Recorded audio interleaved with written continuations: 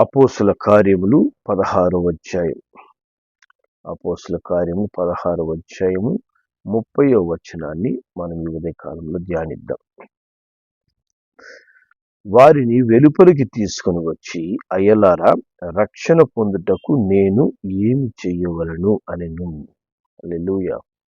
దేవుని నామానికి మహిమ కలుగును గాక. ఈ యొక్క ప్రశ్న అడుగుతున్నటువంటి వ్యక్తి మరి ఒక పట్టణంలో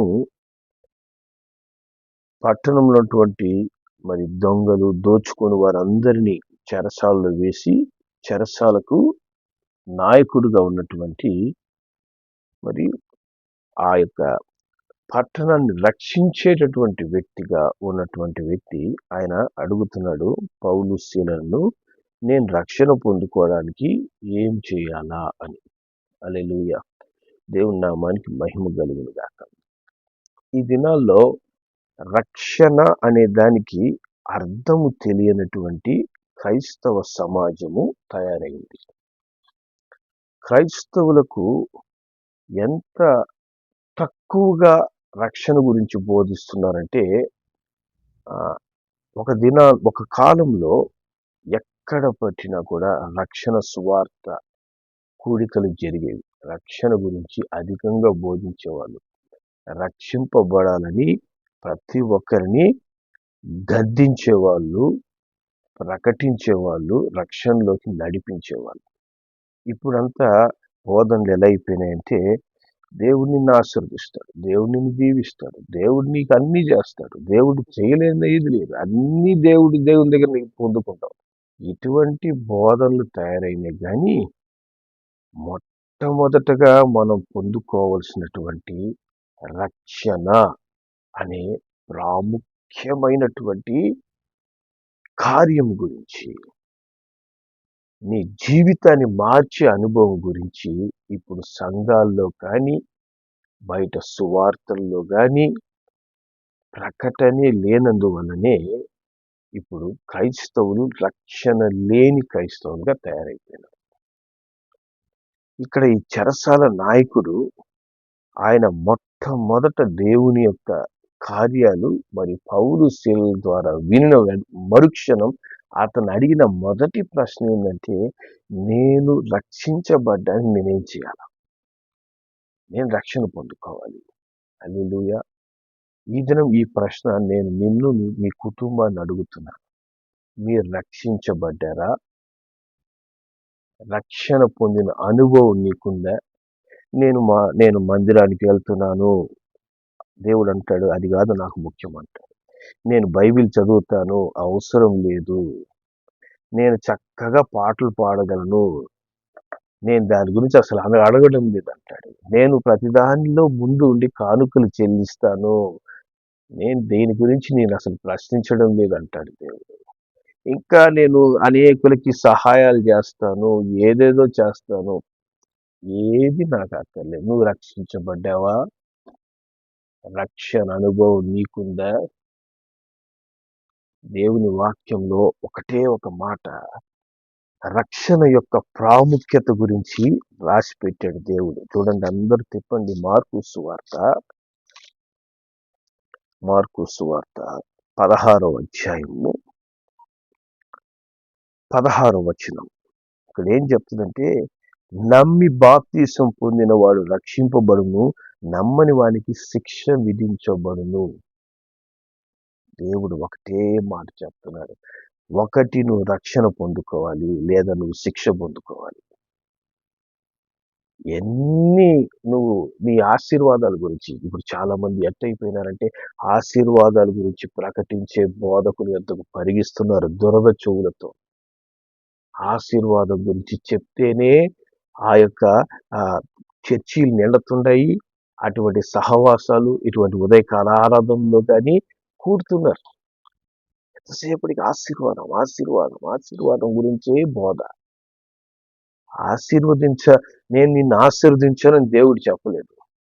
అస్సలు మొట్టమొదట నువ్వు పొందుకోవాల్సినటువంటి శాశ్వతమైన ఆశీర్వాదము, దాన్ని మనం అనుభవించామా?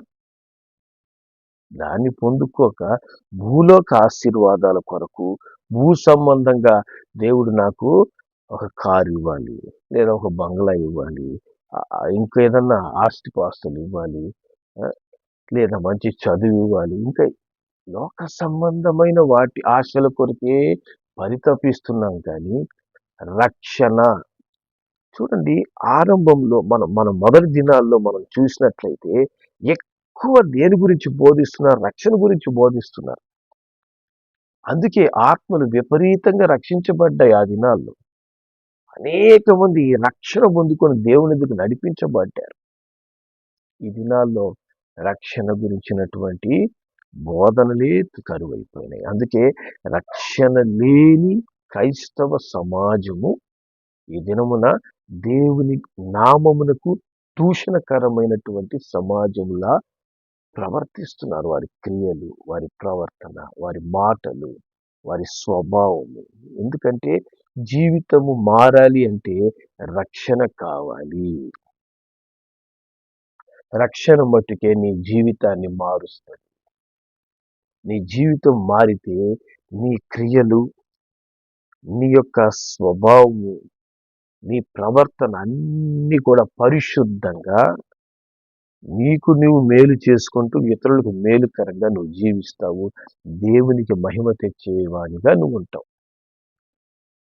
అట్టి రక్షణ అనుభవం ఈ దినం ఎంతమందిలో కనిపిస్తుంది? ఎంతమంది క్రైస్తవులు రక్షణ పొందుకోకపోతే ఏమవుతుందని ఒకే ఒక్క మాటలో దేవుడు చెప్పేశాడు. రక్షణ పొందలేదా? ఆశీర్వాదాలే కావాలా? రక్షణ గురించి బోధ నీకు ఇష్టం లేదా? శిక్ష సిద్ధంగా ఉంది. శిక్ష సిద్ధంగా ఉంది. ఎన్ని కార్యాలు మనం చెయ్యి, రక్షణ లేకుండా మనం ఎంతగా దేవునిలో ఉన్నట్టు మనము ప్రవర్తిస్తున్నా కూడా శిక్షకు పాత్రులమే. ఉదయ కాలంలో దేవుడు నిన్ను అడుగుతున్నాడు, నీకు నిజమైన మారు మనసుతో కూడిన రక్షణ అనుభవం ఉందా? యేసయ్య దగ్గరికి వచ్చిన వారి జీవితాలు మారాయి. మన జీవితాలు మారాయా? మారకుండా మందిరాలకు వస్తున్నామా? మారకుండా క్రైస్తవులము అనే ఒక భ్రమలో జీవిస్తున్నామా? రక్షణ సువార్త మనకు చేదుగా ఉందా? రక్షణ పొందకపోతే శిక్షించబడతాం అనేటువంటి మాట చెవులో వినడానికే కష్టముగా అనిపిస్తుందా? అంటే మనం రక్షణ పొందుకోలేదు అని అర్థం. రక్షణ పొందుకోని వారికి రక్షణ సువార్త చాలా చేదైనటువంటి మాట.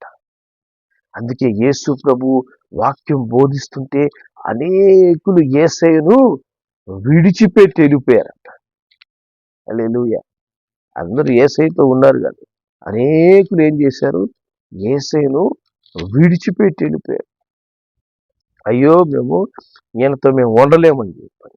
నిజం, ఈ దినాల్లో సత్యమైన ప్రకటించే దగ్గర అనేకులు యేసయ్యను విడిచిపెట్టిపోతారు.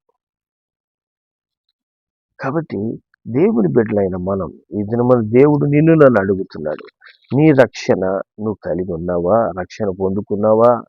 రక్షణ పొందుకున్నావు అనడానికి రుజువేంటి? ఎటువంటి రుజువు నువ్వు కలిగి ఉన్నావు? నేను రక్షించబడ్డాను అనడానికి నీ జీవితంలో రుజువు ఏమన్నా ఉందా? రక్షణ పొందుకున్నావు అనడానికి రుజువు ఏంటంటే నువ్వు రక్షణ పొందుకున్న దినం ఒకరోజు నీకు గుర్తుండాలా. ఎందుకంటే అది నీ జీవిత గమనాన్ని మార్చివేసిన దినం. నీ జీవితాన్ని టోటల్గా మార్చేసినటువంటి, మరి చీకటి నుంచి వెలుగులోనికి వచ్చేసినటువంటి ఆ అద్భుతమైన దినము నీ జీవితంలో ఏది మర్చిపోయారో నువ్వు మర్చిపోకూడదు. అటు దినం నీకు గుర్తుందా? నీ జీవితం మార్చేసిన దినం. కొంతమంది ఎట్టుంటారంటే అట్ట జీవితాన్ని మార్చి దేవునిలో రక్షణ పొందిన తర్వాత మళ్ళా రక్షణలో పడిపోతుంటారు. ఎందుకంటే రక్షణలో నిలబడేందుకు, బలపరచబడేందుకు తగినటువంటి సత్యమైన బోధించేటటువంటి సంఘముతో వాళ్ళు అంటుకట్టబడరు.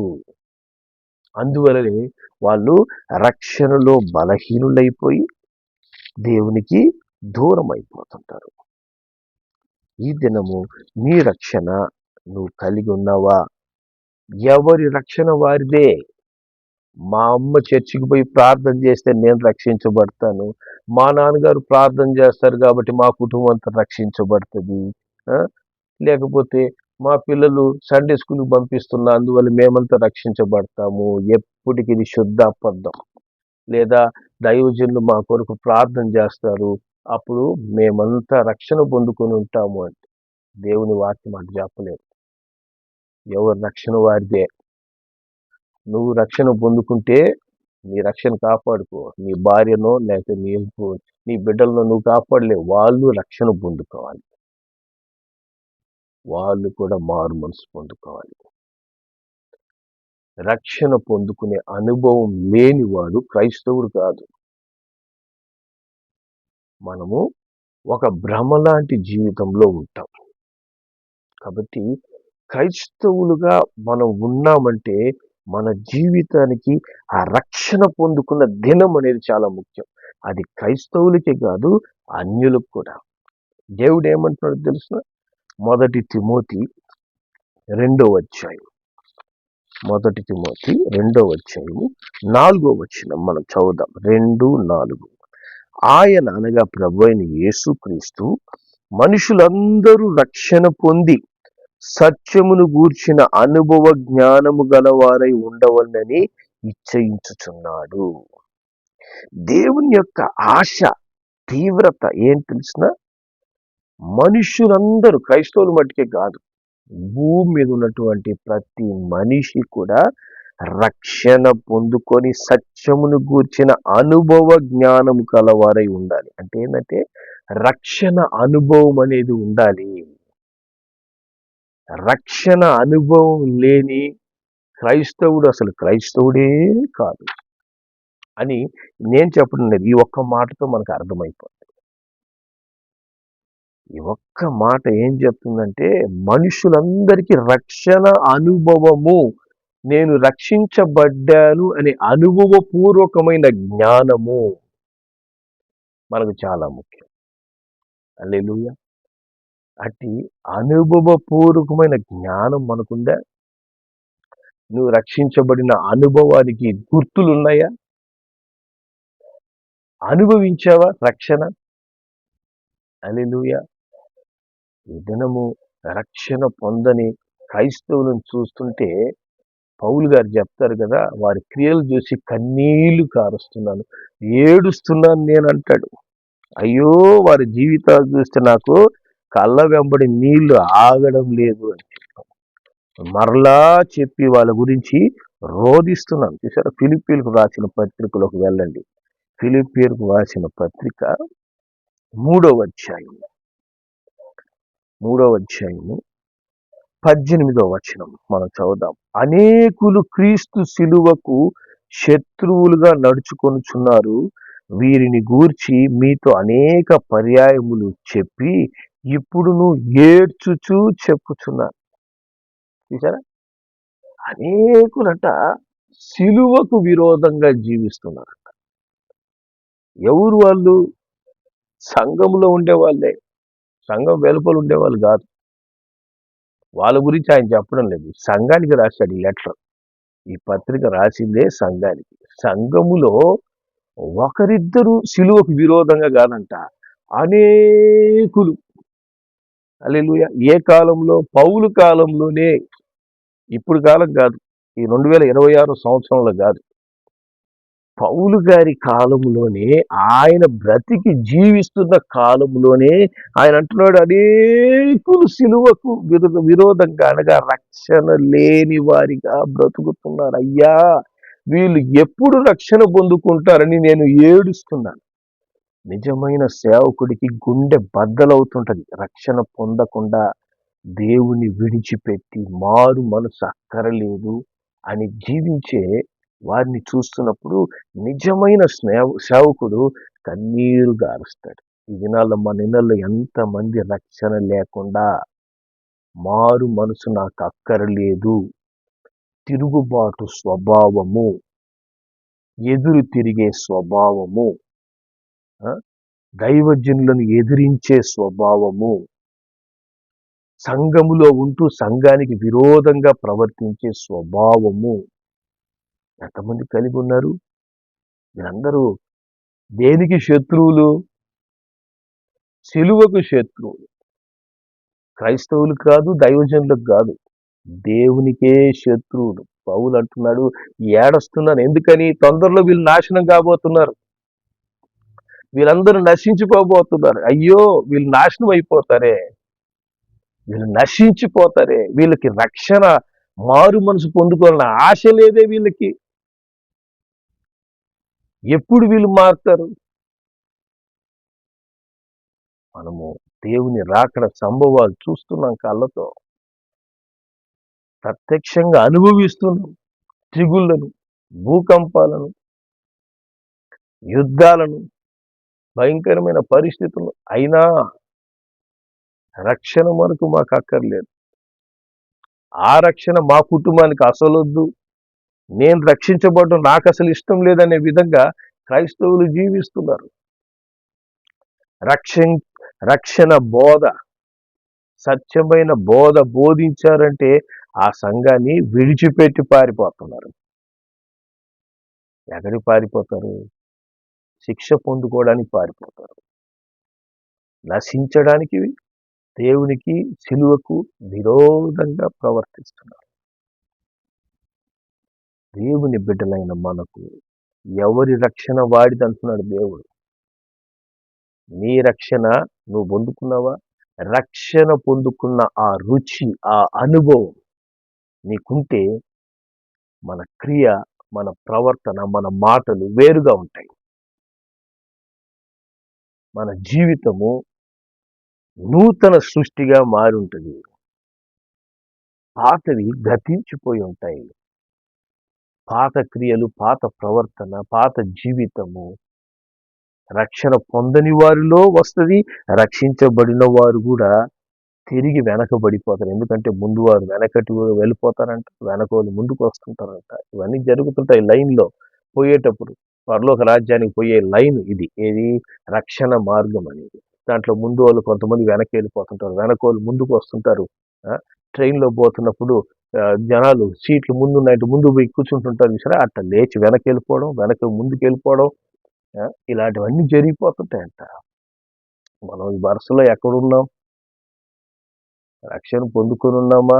రక్షణ లేకుండానే మనము రక్షణ పొందినట్టు ప్రవర్తిస్తున్నామా ఈ లోకంలో? మనకు రక్షణ అనేది చాలా ప్రాముఖ్యమైనది. నీ జీవితంలో నువ్వు పొందుకోవాల్సినటువంటి నిజమైన ఆశీర్వాదము ఏంటంటే రక్షణ. యేసు ప్రభు వచ్చిన ముఖ్య కారణమే నశించిన దాన్ని వెదకి రక్షించడానికి వచ్చాడంట. అందరి మీద ఆశీర్వాదాలు నేను కుమ్మరించడానికి వచ్చానని చెప్పి దేవుడు చెప్పలే. నేను వచ్చింది, నేను ప్రేమించే మనుషులు నశించిపోతున్నారు, దాని నుంచి నేను రక్షించాలి. వారు నశించిపోకూడదు. నశించిన దాన్ని వెదకి మరీ నేను రక్షిస్తాను. ఎక్కడెక్కడ నా బిడ్డలు నశించిపోతున్నారో ఆయా స్థలాలకి వెళ్ళి వాళ్ళని రక్షించడమే నా ముఖ్యమైన పని అన్నాడు యేసయ్య. హల్లెలూయా. అట్టి ప్రాముఖ్యమైన బోధ ఈ దినాల్లో ఏ సంఘాల్లో బోధిస్తున్నారు? ఒక సంఘములో ఎంతమంది రక్షణ పొందుకున్నారు? ఎంతమంది మారు మనసు పొందున్నారు? సంఘములో చూస్తే గర్వము పట్టుంటారు క్రైస్తవులు. చాలా బాధగా చెప్తున్నా, గొప్పగా కాదు. గర్వం, అతిశయం, మూర్ఖత్వం, పక్కనున్న క్రైస్తవుని గుర్తించలేనటువంటి, కనీసం పలకరించడానికి ఇష్టపడినటువంటి చెడ్డ స్వభావం. పౌలు గారు ఏడుస్తున్నారంట. ఇటువంటి వాళ్ళని చూసి నాశనం కాబోతున్నారు. తొందరలో నాశనం అయిపోతారు వీళ్ళు. అయ్యో వీరికి రక్షణ ఎప్పుడు వస్తుందయ్యా? వీళ్ళు ఎప్పుడు మారు మనసు పొందుకుంటారు తండ్రి అని చెప్పి పౌలు గారు ఏడుస్తున్నారంట. దినాల్లో ఎంతమందిని మనం క్రైస్తవులు ఆ విధంగా చూడడం లేదు? ఎంతమంది దైవ సేవకులను ఆ విధంగా చూడడం లేదు? క్రైస్తవులు పక్కన పెట్టండి, దైవజనులే గర్వముతో, అతిశయముతో, ఏంటంటే వాళ్ళకే మారు మనసు లేదు, వాళ్ళకే రక్షణ అనుభవం లేదు. అందుకే చాలా సంఘాల్లో సేవకులు గుద్దుకొని కొట్టుకుంటుంటారు. సంఘములు చీలస్తుంటారు. సంఘములో గ్రూపిజం, మేము ఆ పాస్టర్ గ్రూప్, మేము ఈ పాస్టర్ గ్రూప్, మేము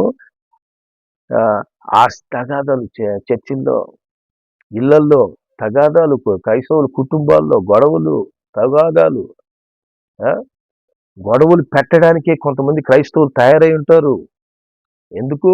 రక్షణ లేదు వాళ్ళకి రక్షణే లేదంతే. కారణం వాళ్ళలో అటువంటి దురాత్మ నింపబడిన స్వభావాలు ఎందుకున్నాయంటే రక్షణ లేని క్రైస్తవులు. పౌలు గారు ఏడుస్తున్నారు, అందుకే వీళ్ళందరూ నాశనం అయిపోతారయ్యా, వీళ్ళందరూ నాశనం అయిపోతారు. అటువంటి క్రైస్తవులను చూసినప్పుడు మనకు ఒక కంటిలోంచి ఒక చుక్క బొట్టు రావడం లేదా మనకు? అయ్యో వీళ్ళు నాశనం అయిపోతారే, వీళ్ళు నరకానికి వెళ్ళిపోబోతున్నారు, ఈ బ్యాచ్ అంతా కూడా చర్చకు వస్తున్నట్టు ఉన్నారు, అందరు నరకానికి వీళ్ళంతా.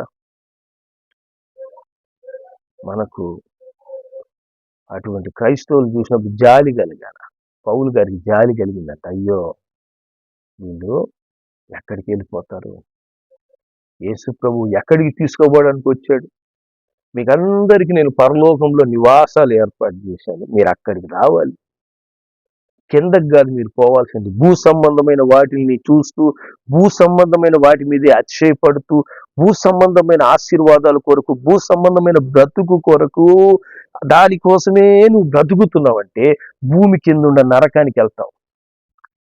దాని కిందనే ఉంది నరకం. భూమిని తవ్వుకుంటూ వెళ్ళారంట మరి రష్యాలో. మరి భూమి కింద తవ్వుకుంటూ వెళ్ళినప్పుడు వాళ్ళకి ఏం ఏర్పడ్డాయి? ఆక్రనాదాలు వినిపిస్తున్నాయంట. అయ్యో అని ఏడుపులు. ఆ సౌండ్లు విన్న వాళ్ళకి పిచ్చి పట్టేసింది ఆ సైంటిస్టులకి. వెంటనే దాన్ని, ఆ హోల్ని మూసేశారంట. కొన్ని 100 కిలోమీటర్లు భూమి తవ్వేశారు సైబీరియా దేశం. ఇక ఆ స్వరాలు వినాలంటే ఒకసారి యూట్యూబ్లో నరకపు ధ్వని అని కొట్టండి, హెల్ వాయిసెస్ అని కొట్టారంటే సైబీరియా దేశంలో ఆ సైంటిస్టులు తవ్వగా వాళ్ళకి వినపడినటువంటి ఆక్రందనలు, నరకపు ధ్వనులు రికార్డ్ చేసినటువంటివి వాళ్ళు రికార్డెడ్గా పెట్టున్నారు వాయిసెస్. ఎంత భయంకరం! ఎక్కడికి పోతాం మనం? దేవుని బిడ్డలైన మనము పరలోక రాజ్యానికి చేరాలా? మన కొరకు మనోహరమైన స్థలం, దీవెనకరమైన స్థలం దేవుడి నిత్య రాజ్యాన్ని సిద్ధపరుచున్నాడు. హల్లెలూయా. మనం అక్కడ చేరుకోవడానికి యేసయ్య నశించిపోతున్న మనల్ని రక్షించడానికి వచ్చాడంట. ఆ రక్షణ అనుభవం నీకుందా? ఈరోజు నీ కుటుంబం రక్షణ పొందుకుందా? ఎంతకాలం మనల్ని మనం మోసం చేసుకుంటూ ఉంటాం, దేవుణ్ణి మోసం చేస్తాం, సంఘాన్ని మోసం చేస్తాం, దాటి క్రైస్తవులు మోసం చేస్తాం. మనం మారాలి. మనం మారి ఇతరులను మార్చాలా? యేసయ్య అదే ప్రణాళికతో భూమి మీదకి వచ్చింది. అందరూ రక్షించబడాలి, వాళ్ళు ఇతరులను రక్షణలో నడిపించాలి. మనకే రక్షణ లేదు, మనం ఎందుకు ఇతరులను నడిపించేది? నాకే మారు మనసు లేదు, మరి ఇంకొకరిని మార్చడానికి నాలో ఏ విధమైనటువంటి యోగ్యత లేనటువంటి పరిస్థితి క్రైస్తవులకు ఉంది. దేవుని బిడ్డలారా, మనం మారాలి, మనం మారు మనసు పొందుకోవాలి. రక్షణ అనేటువంటి గొప్ప ఆశీర్వాదం నువ్వు పొందుకోవడం లేదు అంటే, నువ్వు అనుభవించలేదంటే, అనుభవ జ్ఞానం నీకు రాలేదు అంటే, ఆ రక్షణ అనుభవించిన దినం నీకు గుర్తు లేదు అంటే, మనము సాతాను యొక్క బంధంలో ఉన్నాం. దానితో ఒక అనుబంధాన్ని ఏర్పాటు చేసుకున్నాం. కాబట్టి రక్షణ పొందకపోతే ఈరోజే రక్షణ పొందాం, ఈరోజే మారు మనసు, ఈరోజే నా జీవితం మారాలా. రేపు యేసయ్య వచ్చాడంటే, లేదా ఇప్పుడు యేసయ్య వచ్చాడంటే నా పరిస్థితి ఏంటి? నేను ఎక్కడికి పోతాను? నా కుటుంబం ఎక్కడికి పోద్ది? నా బిడ్డలు ఏమైపోతారు? హల్లెలూయా. మారాలి. మనం రక్షణ పొంది మనల్ని రక్షించడానికి యేసయ్య వచ్చాడు. మనుషులందరికీ ఆ అనుభవం ఉండాలి. హల్లెలూయా. రక్షణ పొందుకోవడానికి నేనేం చేయాలి అని అడుగుతున్నాడు. మరి చెరసాల నాయకుడు మనం అడుగుతున్నామా? పాస్టర్ గారు, నేను రక్షణ పొందుకోవాలయ్యా, నా కుటుంబం రక్షించబడాలయ్యా, మా జీవితాలు మారాలి తండ్రి, యేసయ్యా నా జీవితాలు మార్చండి, నేను మారు మనసు పొందుకోవాలి అనేటువంటి ఆశ మనలో ఉందా? హల్లెలూయా. దేవుడు మనతో ఈరోజు మాట్లాడుతున్నాడు. రక్షణ మన ఇంటి వారు పొందుకొని ఉన్నారా? రక్షణ యొక్క అనుభవాలు మన కుటుంబంలో కనిపిస్తున్నాయా? మనము ఎంత పెద్ద మందిరానికి పోతున్నా, చిన్న గుడిసెలో ఉండే మందిరానికి పోతున్నా, రక్షణ లేకుండా మనం వెళ్తున్నామంటే మనము వెళ్ళే మార్గము సరైన మార్గం కాదు. నీకు బోధించే సేవకుడు నీ ఆత్మ రక్షించబడాలనే బోధ చేయడం లేదు అనంటే ఆ బోధను నువ్వు పక్కన పెట్టి నువ్వు రక్షించబడ్డానికి నిన్ను సరిగా దేవుల్లో నడిపి రక్షణ పొందిన తర్వాత నీ రక్షణలో నిలబెట్టే బోధ ఉండేదానికి పరిగెత్తు. అది ఏదైనా వెతుక్కో. నువ్వు రక్షణలో నిలబడాలి. హల్లెలూయా. రక్షణలో స్థిరంగా నిలబడాలి. అంటే నిలబడేందుకే దేవుడు ఏం చేశాడు? మనను ఎన్నుకున్నాడు, ఏర్పాటు చేసుకున్నాడు. హల్లెలూయా. దేవుని నామానికి మహిమ కలుగును గాక. 2 తెస్సలోనికీయులకు రాసిన పత్రిక 2వ అధ్యాయం 13వ వచనం మనం చదువుదాం. ప్రభువు వలన ప్రేమించబడిన సహోదరులారా, ఆత్మ మిమ్మును పరిశుద్ధపరచుట వలనను మీరు సత్యమును నమ్ముట వలనను రక్షణ పొందుటకు దేవుడు ఆది నుండి మిమ్మల్ని ఏర్పరచుకొనెను. చూసారా? దీన్ని బట్టి మేము దేవునికి కృతజ్ఞతాస్తుతులు చెల్లిస్తున్నాం అంటున్నాడు. దేవుడు ఆది కాలంలోనే మనల్ని ఎందుకు అనుకున్నాడంట? గొడవలు పెట్టుకోవడం, దగ్గులేసుకోవడం, లోకానుసారంగా బ్రతకడానికి కాదు. పరిశుద్ధపరచబడి సత్యమును నమ్మి రక్షణ పొందడానికి. హల్లెలూయా. నువ్వు ఎప్పుడైతే రక్షణ పొందుకుంటావో ఏం జరగద్దట? 14వ వచనం చెప్తుంది దాంట్లో, మీరు ఇలాగున రక్షించబడి మన ప్రభువైన యేసుక్రీస్తు యొక్క మహిమను పొందాలి. పొందుకున్నావా యేసయ్య యొక్క మహిమను చూపిస్తున్నారు ఈ దినమున క్రైస్తవులు అనేకులు. సరైన మహిమను చూపిస్తున్నారు. నిజంగా వాళ్ళు చూపించే మహిమను చూస్తున్నప్పుడు ఏ మహిమ కనపడుతుంది నాయన? సాతాను మహిమనా లేకపోతే యేసయ్య మహిమనా? ఏ మహిమను చూపిస్తున్నారు? ఇక్కడ వాక్యం చెప్తుంది, రక్షణ పొందుకుంటే నీలో యేసుక్రీస్తు మహిమ కనపడాలి. కనపడుతున్నాయి మన మాటల్లో, మన క్రియల్లో, మన ప్రవర్తనలో, మన ఆలోచనల్లో, సంఘములో, మన చేస్తున్న పనుల్లో, వాక్యం వింటున్నప్పుడు మనలో మహిమ కనపడుతుందా? ఏ మహిమ కనపడుతుంది? మన గృహాల్లో ఏ మహిమ కనపడుతుంది? జాగ్రత్త. మనము దేవుణ్ణి మోసం చేస్తాము, నువ్వు దైవజనులను మోసం చేస్తావు కాదు, నిన్ను నువ్వు మోసం చేసుకుంటున్నావు. మనం మోసం చేసుకుంటున్నాం. రక్షణ పొంది యేసుక్రీస్తు మహిమ నీలో నుంచి బయటికి రావాలి. అంటే దేవుని క్రీస్తు పోలిన జీవితం రక్షణ పొందుకున్న వాళ్ళు జీవిస్తారు. అంటే లోకానికి వ్యతిరేకమైన జీవితం, లోకంలో ఇమిడిపోయే జీవితం కాదు, లోకానుసారమైన ప్రవర్తనలు కాదు, క్రీస్తు పోలిన జీవితం. అటు అనుభవాలు మనలో ఉన్నాయా? కనబడుతున్నాయా? మన కుటుంబాల్లో కనపడుతున్నాయా? ఈరోజే మారు మనసు పొందుకుందాం.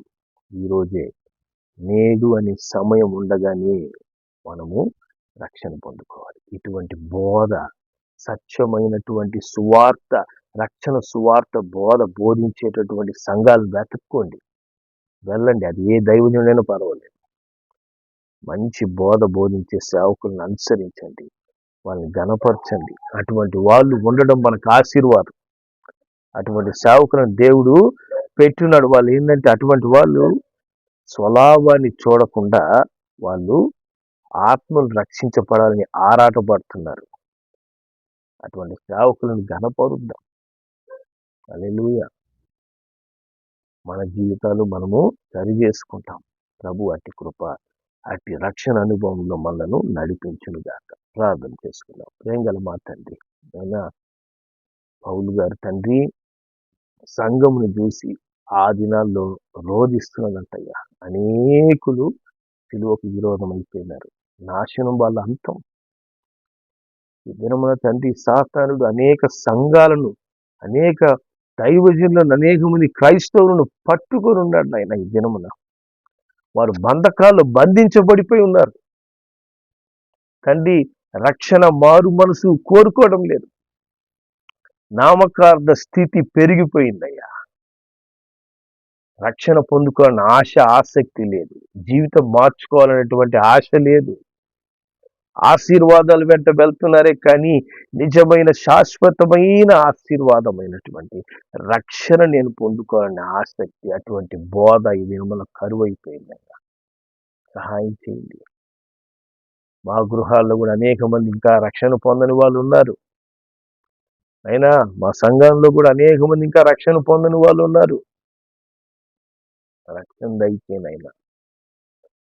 రక్షణ లేకపోతే శిక్ష అని దేవుని వాక్యం చెప్తుంది. ఏ భేదం లేదు. అందరికీ ఒకే సమానమైన శిక్ష. దేవుడు పక్షపాతి కాదు. ఆయన మార్పు నొంది జీవితాలు సరి చేసుకునే జ్ఞానం ప్రతి క్రైస్తవునికి ఇవ్వండి. రాకడి దినాల్లో మేము ఉన్నాం తండ్రి. అందరూ రక్షింపబడాలని మీరు ఆశపడుతున్నారని దేవుడు వాక్యం చెప్పండి. అట్టి మారు మనసు రక్షణ అనుభవం మాకు అనుగ్రహించమని యేసు నామములో ప్రార్థిస్తున్నాం తండ్రి. ఆమేన్.